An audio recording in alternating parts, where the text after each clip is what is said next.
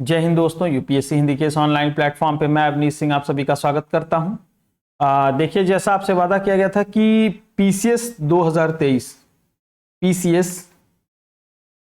2023 में इतिहास के कितने प्रश्न लूसेंट से आए थे ये आपको दिखाया जाएगा।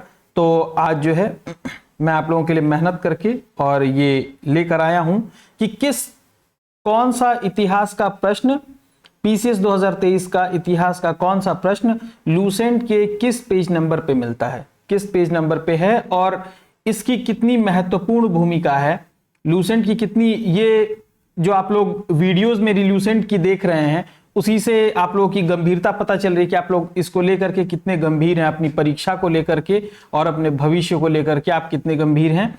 ये स्पष्ट दिखाई देता है। आपके कमेंट में आंसर्स नहीं होते हैं, आपको बोला जाता है नोट्स बनाने के लिए, आप नोट्स नहीं बनाते हैं। और आज मैं आपको स्पष्टतः दिखाऊंगा कि इस पुस्तक की, इस बुक की कितनी इंपॉर्टेंस एग्जाम में। आप सोचिए कि पुराने प्रश्नों को तो छोड़ दीजिए, पुराने प्रश्न तो मिल ही जाएंगे, उसका तो कोई वही नहीं है, उसका तो कोई इशू नहीं है। लेकिन आप सोचिए अगर 15 नए प्रश्न बन रहे हैं, 15-16 नए प्रश्न बन रहे हैं हिस्ट्री के 15 से 16 नए प्रश्न बन रहे हैं, जिसमें से 12 से 13 और इससे भी अधिक, अभी तो इतने मैं ढूंढ पाया हूं, इससे भी अधिक जो है वो अगर किसी एक किताब में मिल जा रहे हैं तो वो किताब कितनी इंपॉर्टेंट है, आइए देखते हैं। लेकिन आप लोग इसको लेकर के गंभीरता नहीं दिखा रहे हैं, समस्या इस बात की है। आइए चलिए देखिए, ये है प्रश्न नंबर 23। ये 2023 का प्रश्न है, पीसीएस 2023 का प्रश्न है।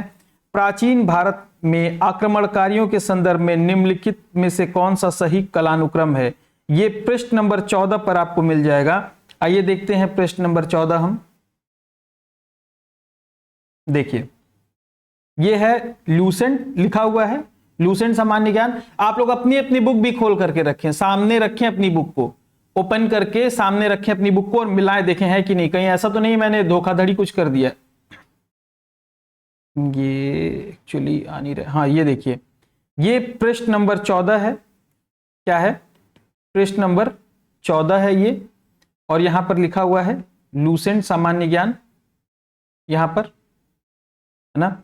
यहां पे देखिए, आइए बात करते हैं। यहां देखिए, इस पेज पे नीचे भारत के यवन राज्य, भारत पर आक्रमण करने वाले विदेशी आक्रमणकारियों का क्रम, हिंद, यूनानी, शक, पल्लव, कुषाण, कौन सा है? यूनानी, शक, पल्लव नहीं दिया, सीधा कुषाण। एक प्रश्न आपके हो गए। गिनते जाइए कितने प्रश्न दिखा रहा हूं। एक प्रश्न आपका क्या है यहां पे हो गया। ठीक, चलिए फिर देखते हैं अगला प्रश्न। मिलिंद पन्हो, देखिए एक ही पेज पे दो प्रश्न मिल गए, पेज नंबर 14 फिर पेज नंबर 14। मिलिंद पन्हो राजा मिलिंद और बुद्ध संत के बीच संवाद के रूप में है। संबंधित संत कौन थे? नागार्जुन, नागभट्ट, नागसेन या कुमारिल भट्ट। ये देखिए नीचे आ जाइए, इसी पेज पे आप नीचे आ जाइए, इसी पेज पे आप क्या है नीचे आ जाइए। देखिए यहां पे उसी पेज पे एकदम नीचे आ जाइए, एकदम नीचे आ जाइए आप। ये देखिए, ये देखिए सीधा उत्तर दिया हुआ है। ये शायद एक सेकंड, ये देखिए सीधा उत्तर यहां आपको मिल जाएगा, पेज नंबर 14 पे ही नीचे आ जाइए। मीनांडर के नागसेन बौद्ध धर्म, ये वाला लाइन जो है, बौद्ध धर्म की दीक्षा ली। ये क्या है? सीधा आपका प्रश्न यहां पे मिल रहा है। ठीक, आइए और देखते हैं अगला प्रश्न। आइए देखते हैं। हाँ, थोड़ा सा सब्र कर लीजिए, मुझे पता है मिटाने उटाने में थोड़ा सा टाइम लग रहा होगा, लेकिन आप लोगों के पास टाइम नहीं है, इतना समय नहीं है कि मैं जितना देर मिटाऊं आप उतना देर देख पाए, मुझे पता है। लेकिन थोड़ा सा समय दे लीजिए, 2-4 मिनट, पूरे भविष्य की बात है। एक एक किताब पढ़ ले जाते हैं, 6-6 महीने दे जाते हैं एक एक सब्जेक्ट को। तो आज लेकिन कुछ काम की चीज बता रहा हूं, तो थोड़ा समय दे लीजिए आज। हड़प्पा ऐसे कोई ढूंढ के दिखाएगा नहीं प्रश्न, वो भी सबसे लेटेस्ट एग्जाम के। इसके बाद यूपी पीसीएस ने कोई एग्जाम नहीं कराया है। अभी 2024 का एग्जाम, अभी तारीख भी तय नहीं है उसकी, सबसे लेटेस्ट एग्जाम का दिखा रहा हूं। ये भी नहीं कि 10 साल पहले का बुक में छप गया होगा। आप पुरानी वाली बुक लेके बैठे जो 2022-21 में खरीदे हैं जो लोग। हड़प्पा संस्कृति की पूर्वी सीमा निम्नलिखित में से किससे संकेतित होती है, यानी पूर्वी सीमा कौन सी है? हड़प्पा है, आलमगीरपुर, राखीगढ़ी, मांदा। सीधा सीधा दिया हुआ है। ये भी अगर आप लोग नहीं कर पाए तो आप क्या कर पाएंगे बताइए? प्रश्न नंबर 4, ये देखिए, ये है पेज नंबर 4। आप खोल लें, आप ओपन कर लें अपनी बुक में, पेज नंबर 4 है ये। जूम करने पे शायद आ जाए। ये देखिए पेज नंबर 4 है ये, लूसेंट सामान्य ज्ञान की बुक है ये।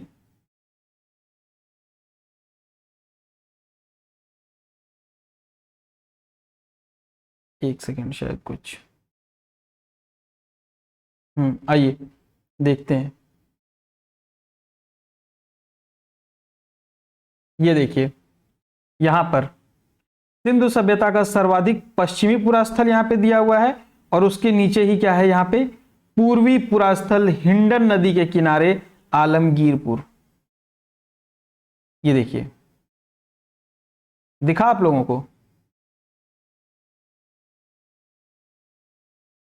आलमगीरपुर यहां दिख रहा है, पूर्वी स्थल, एकदम साफ साफ लिखा हुआ है, पूर्वी स्थल आलमगीरपुर, जिला मेरठ। और भी ज्यादा एक्सप्लेनेशन दिया हुआ है, उसको मैं नहीं दिखाऊंगा। मेरा अभी बस ऑब्जेक्टिव ये है कि आप लोग बस प्रश्नों को देख लें। चलिए अगला प्रश्न, पुराणों के संदर्भ में निम्नलिखित में से कौन सा कथन सही है? पुराणों के संदर्भ में पृष्ठ नंबर 2 पे आ जाइए। आप अपने बुक के पृष्ठ नंबर 2 पे आ जाइए, पृष्ठ नंबर 2 पे आ जाइए। देखिए ये है पृष्ठ नंबर 2 पे आ जाइए आप। और आपके बुक में हो सकता है थोड़ा नई पुरानी या कोई और वो हो तो थोड़ा आगे पीछे हो सकता है।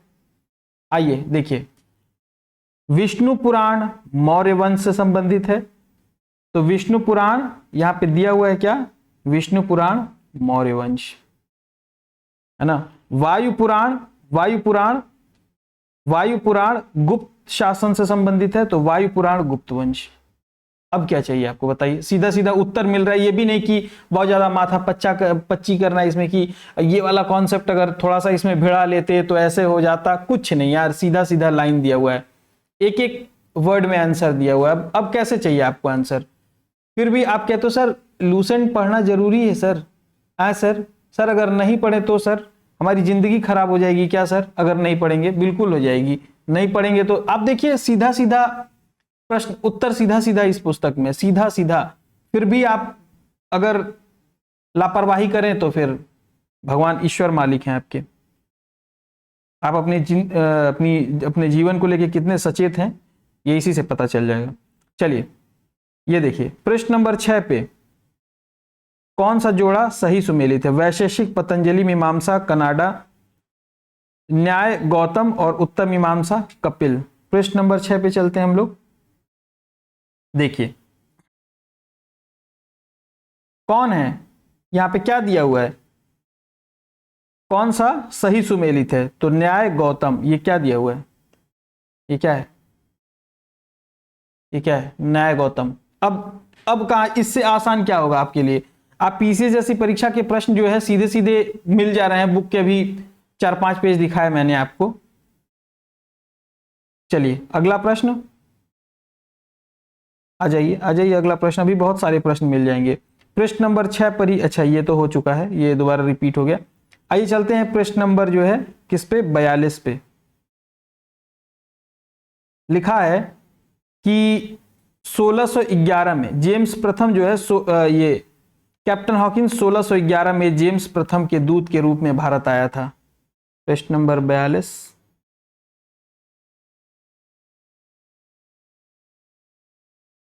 आइए देखिए कब आया था। जेम्स प्रथम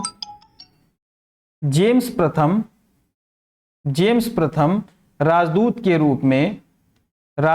रूप में अप्रैल 1609 में आया था। कब आया था? अप्रैल 1609 में आया था, है ना। अप्रैल 1609 में आया था। कब आया था? तो ये हो गया सीधा गलत। लेकिन इस बुक को गहराई से आपको पढ़ना पड़ेगा, इस बुक को पढ़ना पड़ेगा, प्रश्न उत्तर फॉर्म में टेस्ट देने पड़ेंगे आपको। इस बुक का टेस्ट, बस सबसे बड़ी दिक्कत समस्या यह है कि ये बुक टेस्ट के फॉर्म में अवेलेबल नहीं है।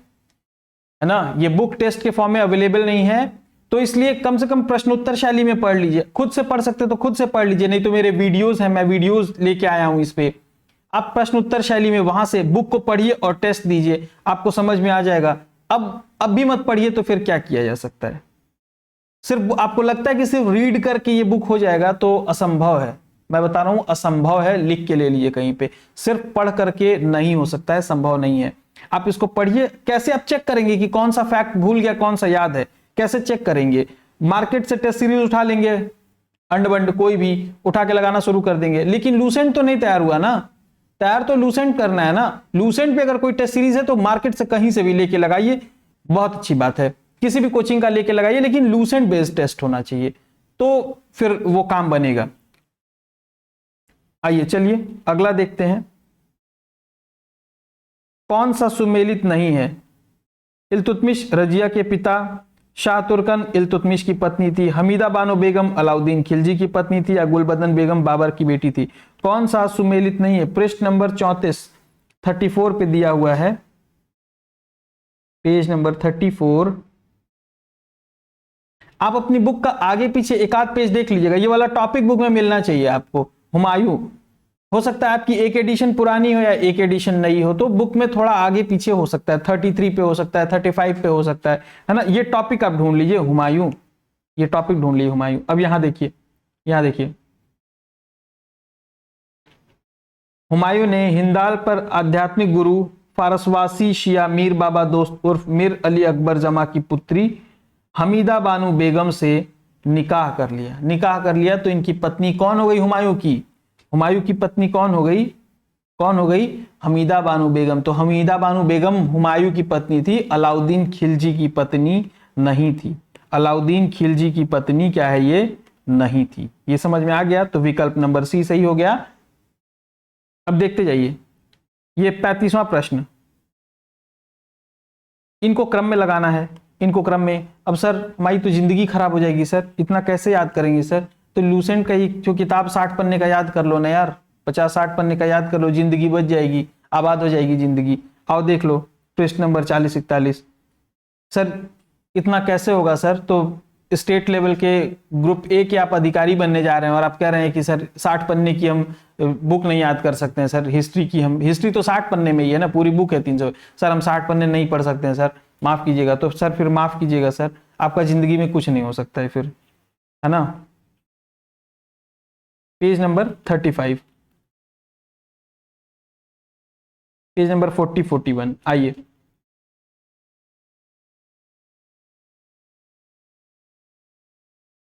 देखिए, यहां पे देखिए, बालाजी विश्वनाथ क्या दिया है डेट? 1713 बालाजी विश्वनाथ, है ना। फिर उसके बाद आ जाइए बाजीराव प्रथम, बाजीराव प्रथम, बाजीराव प्रथम यहां मिल गए आपको, है ना, बाजीराव प्रथम मिल गए। फिर बाजीराव प्रथम के बाद, बाजीराव प्रथम के बाद ये देखिए माधवराव नारायण प्रथम, ये मिल गए आपको, माधवराव नारायण प्रथम ये मिल गए आपको। और फिर इनके बाद पेशवा नारायण राव, पेशवा नारायण राव। अब बताइए अब क्या चाहिए आपको? अब और क्या चाहिए आपको इसके अलावा? बुक में सीधा सीधा आपको क्या है? उत्तर मिल गया। आइए चलिए देखते हैं हम अपना अगला प्रश्न।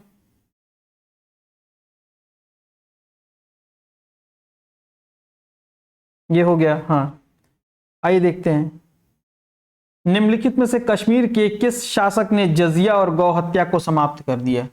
किस शासक ने जजिया और गौ हत्या को समाप्त कर दिया? किस पृष्ठ पर है? पृष्ठ नंबर 30। आइए आइए दिखाता हूं आज आपको, लीजिए ये रहा आपका उत्तर, ये रहा आपका उत्तर। कौन है ये? जैनुल आबेदीन। यहां पे साफ साफ दिखा हुआ है जैनुल आबेदीन, बॉक्स में जैनुल आबेदीन। जजिया हटा दिया और गौवध निषिद्ध कर दिया, ये साफ साफ लिखा हुआ है ना। ये भी प्रश्न सॉल्व हो गया। अगला, संगीत की टप्पा शैली। संगीत की टप्पा शैली किसने विकसित किया था? ये थोड़ा सा दिमाग लगाते आप लोग ना तो हो जाता।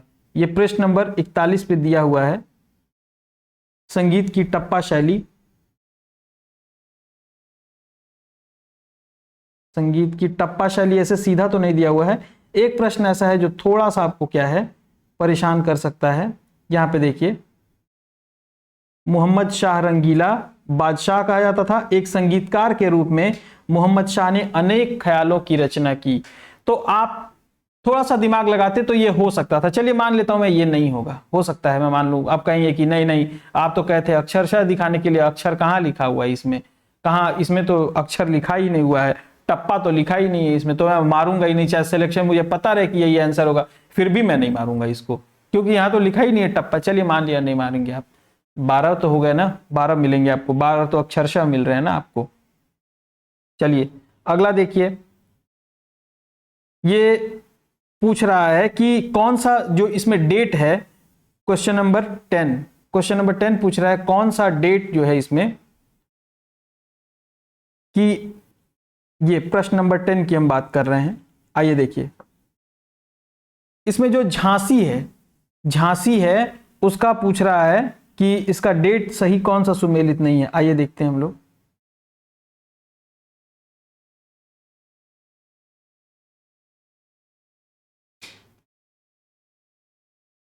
लीजिए, यहां लिखा हुआ है झांसी। झांसी आप अपने बुक में देख लीजिए, यहां लिखा हुआ है ना झांसी, झांसी रानी लक्ष्मीबाई। झांसी, नीचे बरेली दिया हुआ है नीचे। I think my pen is discharge, it's not working, तो आप थोड़ा सा सहयोग कीजिए मेरे साथ। यहाँ बरेली के 2 लाइन ऊपर चले जाइए आप, झांसी रानी लक्ष्मीबाई। यहाँ पे क्या लिखा हुआ है? जून। और एग्जाम में क्या लिखा हुआ है? 11 मई। ठीक ना, 11 मई के आसपास तो ये लोग कहाँ थे? ये लोग कहाँ थे? ये लोग कहाँ थे? दिल्ली के आसपास थे। तो ये भी प्रश्न आपका हल हो गया। अगला है, बरेली के नेता कौन थे? एक ही पृष्ठ पर दूसरा भी प्रश्न है, बरेली के नेता कौन थे पूछ रहा है। उत्तर प्रदेश के बरेली में विद्रोह के नेता कौन थे? ये देखिए, बरेली, खान बहादुर खान, खान बहादुर खान। अब क्या चाहिए भाई? लोग कहते हैं लूसेंट से किसी तरह से एक आध विकल्प जो है मिल जाता है। अब मैं अक्षर दिखा रहा हूं, आप जबरदस्ती का कह रहे हैं सिर्फ विकल्प मिलता है, किसी तरह से फिर उसको कनेक्ट करना पड़ता है। पता नहीं, ऐसे ऐसे आप जाएंगे मठाधीशों के पास तो कहेंगे ना ना ना ऐसा, आहा लूसेंट से मिल, पीसीएस का प्रश्न लूसेंट से हो ही नहीं सकता है, हो ही नहीं सकता। उसके लिए हम तो पता नहीं कौन सा, पता नहीं जब हड़प्पा की खुदाई हुई थी वहीं से एक किताब निकली थी, उसको पढ़ के मैं आया था, उसमें ये उत्तर लूसेंट से नहीं होगा। एक आध अक्षर कोई मिल गया तो मिल गया। अरे भैया मैं एक एक अक्षर दिखा दिया आपको, अब कैसे दिखाऊं भैया? अब कैसे दिखाऊं? एक एक अक्षर दिखा दिया मैं आपको। चलिए, वो मानेंगे ही नहीं, वो आपको चाहेंगे ही नहीं कि आप तैयार करें। अरे भैया वो लूसेंट पढ़ के तैयार हैं, वो जो है वो सोच रहे हैं 60 पन्ना आप पढ़ लेंगे आपका भी तैयार हो जाएगा, फिर आप भी कहेंगे कि जो है पीसीएस बहुत कठिन उठिन है नहीं, हम भी निकाल सकते हैं पढ़ करके। फिर वो जो मठाधीश बनने वाली जो बात है कि हमने तो इतिहास के लिए जो है 6 किताबें पढ़ी थी एंशिएंट हिस्ट्री के लिए, उसमें से जो है एक किताब 1900 पन्ने वाली जो थी उसमें पेज नंबर 3 पे दिया हुआ था ये, तो तुम भी पढ़ो। तो तभी तो सोचोगे ओ ये भैया 6000 पन्ना तो सिर्फ एंशिएंट हिस्ट्री के लिए, कितने बुद्धिजीवी होंगे, मतलब किस तरह के, मतलब मैं तो पढ़ ही नहीं पाता हूं, तो फिर उनको आप जो है बढ़ा चढ़ाकर अपने आप को समझ रहे हैं ना ये, तो फिर बाकी आपके हाथ में है। आपको अभी भी अगर उनकी बातें माननी है तो फिर मानिए। चलिए अगला, निम्नलिखित में से कौन सी घटना का कालानुक्रम अंतिम है, मतलब क्रोनोलॉजी में लास्ट है? चलिए इसमें आपको थोड़ी सी मेहनत करनी पड़ेगी। देखिए ये दिख रहा है आपको, होम रूल आंदोलन का डेट दिख रहा है, खिलाफत का डेट दिख रहा है ना, जलियन वाला बाग का डेट दिख रहा है आपको, जलियन वाला बाग का डेट दिख रहा है आपको, ये तीनों का दिख गया ना। और फिर चले आइए, विद्रोह अगर आपने पढ़ा होगा तो मोपला विद्रोह 1920 से 22, तो आखिरी कौन सा है? मोपला विद्रोह। आखिरी विद्रोह कौन सा है? मोपला विद्रोह है। ये हो गया। चलिए इतने प्रश्न थे, तो कुल कितने प्रश्न हो गए? 1 2 3 4 5 एक पेज में 5 प्रश्न और इधर 6, 7, 8, 9, 10, 11, 12, 13 13 क्वेश्चंस मिले हैं, 13 प्रश्न मिले हैं सिर्फ हिस्ट्री के। History, geography, polity, economy, environment, अगर ये पांचों पढ़ लेंगे ना और 12-5 जा ही कर लेंगे अगर हिस्ट्री के, हालांकि सबसे टफ होते हैं। पॉलिटी के तो मैं बता दूं 100% मिलेंगे, लिख के ले लो। पॉलिटी के 100% मिल जाएंगे, एनवायरनमेंट के 80%, साइंस के मिल जाएंगे 70%, सब मिल जाएंगे। पढ़ डालो ना यार, पढ़ डालो, मौज करो फिर। तो आज के लिए इतना ही। अब आप बाकी स्वयं निर्धारण कर लें सारी चीजों का। अगर आपको सहयोग चाहिए कोई यूपीएससी हिंदी की तरफ से इसमें, तो यूपीएससी हिंदी ल्यूसेंट की क्वेश्चन आंसर फॉर्म में एक सीरीज लेकर के आए। इस इंपॉर्टेंस को देखते हुए ही ल्यूसेंट की एक हम लोग सीरीज लेकर के आए, जिसमें क्वेश्चन आंसर फॉर्म में, यानी कि आप किताब को पढ़ेंगे तो जहां आपकी निगाह नहीं पहुंच पाएगी, इन बिटवीन द लाइंस जो चीजें आप मिस कर जाते हैं, वो चीजें वहां से पिक कर ली जाती हैं और आपका एक टेस्ट की तरह से भी हो जाएगा कि कौन सा उत्तर आपको आ रहा है, कौन सा नहीं आ रहा है। तो आज के लिए इतना ही। जय हिंद।